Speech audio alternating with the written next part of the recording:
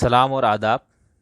ہم بات کر رہے تھے مولانا ابوالکلام آزاد مرحوم کے تصور وحدت ادیان سے متعلق، اور ان کی تفسیر سے کچھ اقتباسات آپ کے سامنے پیش کر رہے تھے۔ آج کی ویلاگس میں کچھ مزید اقتباسات پیش کریں گے جن سے وحدت ادیان کے تصور کی تائید ہوتی ہے، یا جن لوگوں کا یہ کہنا ہے کہ مولانا صاحب اس نقطۂ نظر کے قائل تھے، ان کا یہ خیال ہے کہ ان اقتباسات سے یہ بات واضح ہوتی ہے کہ مولانا ابوالکلام آزاد مرحوم جو ہے وہ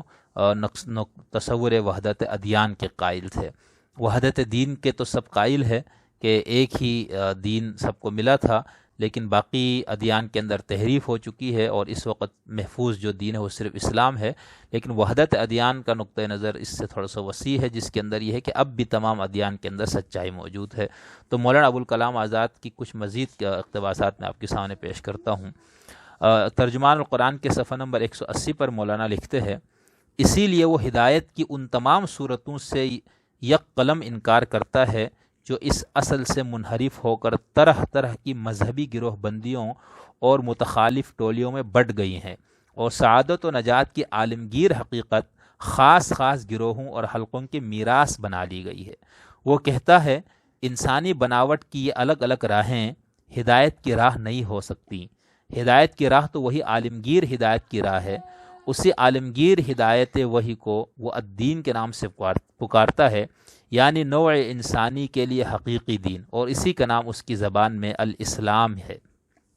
وحدت دین کی اصل عظیم اور قرآن حکیم کے تحت مولانا لکھتے ہیں اسی صفحے پر، یہ اصل عظیم قرآن کی دعوت کی سب سے پہلی بنیاد ہے۔ وہ جو کچھ بھی بتلانا چاہتا ہے تمام تر اسی اصل پر ہے۔ اگر اس اصل سے قطع نظر کر لی جائے تو اس کا تمام کارخانہ دعوت درہم برہم ہو جائے۔ لیکن تاریخ عالم کے عجائب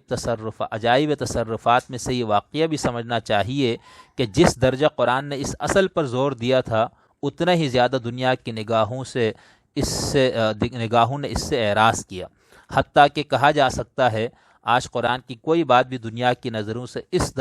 درجہ پوشیدہ نہیں جس قدر کہ یہ اصل عظیم۔ اگر ایک شخص ہر طرح کے خارجی اثرات سے خالی ذہن ہو کر قرآن کا مطالعہ کرے اور اس کے صفحات میں جا بجا اس اصل عظیم کے قطعی اور واضح اعلانات پڑھے، اور پھر دنیا کی طرف نظر اٹھائے جو قرآن کی حقیقت اس سے زیادہ نہیں سمجھتی کہ بہت سی مذہبی گروہ بندیوں کی طرح وہ بھی ایک مذہبی گروہ بندی ہے، تو یقیناً وہ حیران ہو کر پکار اٹھے گا، یا تو اس کی نگاہیں اسے دھوکہ دے رہی ہیں، یا دنیا ہمیشہ آنکھیں کھولے بغیر ہی اپنے فیصلے صادر کر دیا کرتی ہے۔ تو یہاں پر انہوں نے تفصیل سے بتا دیا کہ وہ جو اصل عظیم ہے، وہ جو بنیادی مطلوب ہے، وہ کیا ہے، اور کس طرح سے اس کو اجنبی بنا دیا گیا، اور نہ صرف غیر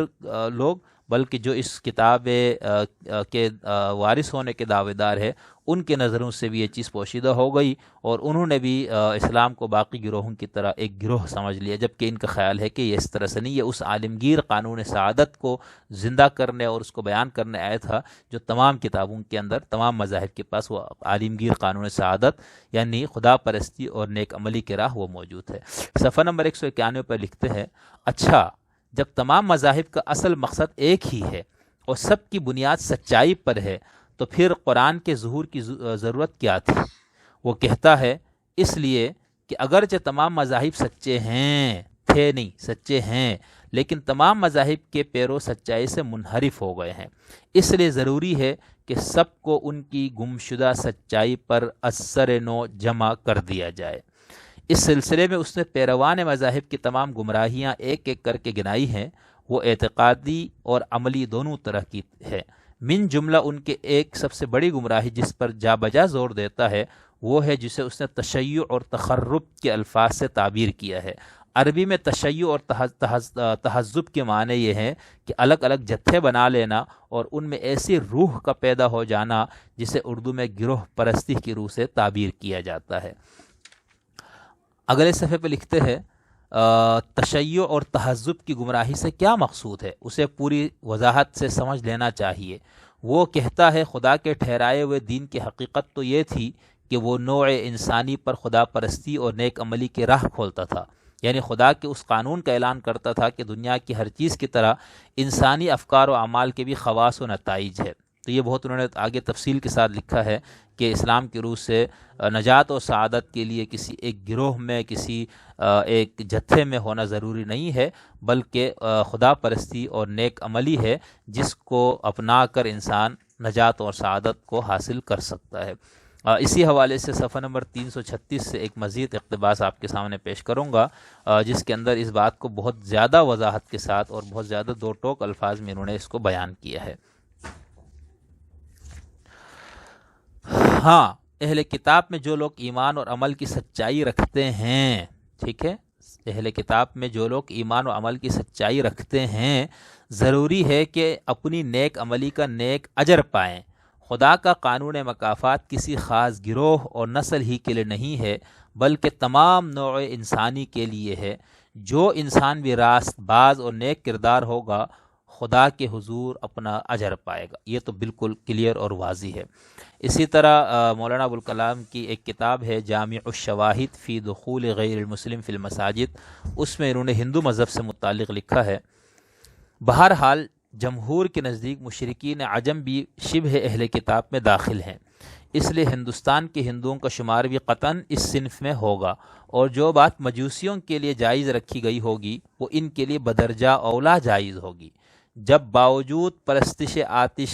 و عدم ضبط شریعت مجوسیوں کی نسبت فرمایا سنوہم بسنت اہل الکتاب، اور باوجود پرستش کواکب سابعین کو بھی جمہور نے مثل اہل کتاب کے قرار دیا، تو ظاہر ہے کہ ہندوستان کے ہندو باوجود ضبط شریعت و احکام و حفظ علوم و تمدن و ادعائے وجود صحف و کتب محض پرستش قوا و مظاہر فطرت کی بنا پر کیوں اہل کتاب میں سے تسلیم نہ کیے جائے۔ ٹھیک ہے، تو یہاں پر انہوں نے اس مسئلے پر بحث کی ہے کہ جو اہل کتاب اور شبہ اہل کتاب کی بحث ہمارے فقہی ذخیرے میں موجود ہے، تو ان کا یہ خیال ہے کہ ہندوؤں کے پاس جو کتاب ہے موجود اور جو ان کے پاس تعلیمات موجود ہے، ان کو دیکھا جائے تو ان کو شبہ اہل کتاب میں شامل کرنے سے ان کو باہر نہیں کرنا چاہیے۔ وہ ہر صورت اس قابل ہے کہ ان کو بھی شبہ اہل کتاب میں شامل کیا جائے۔ تو یہاں پر میں نے آپ کو مولانا ابوالکلام آزاد کی تفسیر سے کچھ اقتباسات آپ کے سامنے رکھے، اور اس کے علاوہ اس سے ملتے جلتے میں نے آپ سے کہا کہ سینکڑوں مقامات ہیں جہاں پر انہوں نے اس طرح کی باتیں کی ہے، جس کی وجہ سے ان سے متعلق یہ موقف پختہ ہو گیا بہت سے علمی حلقوں میں کہ وہ وحدت ادیان کے، یعنی تمام مذاہب کے نجات و سعادت کے وہ قائل تھے۔